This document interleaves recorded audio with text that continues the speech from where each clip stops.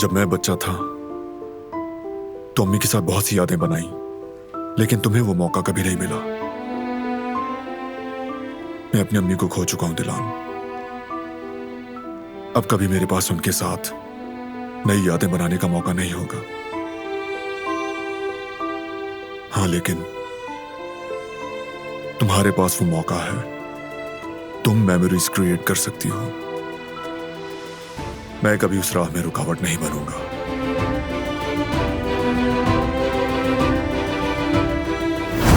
कि बच्चा और उसकी माँ एक ही जान होते हैं।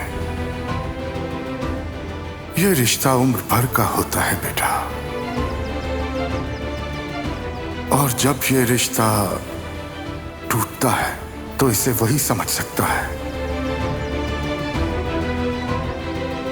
जिसने इसे खोया हो।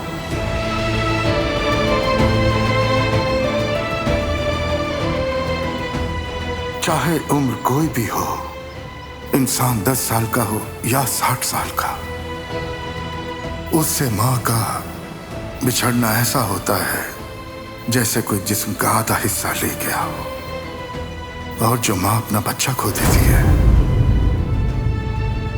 तुम्हारे रिश्ते को तोड़ने का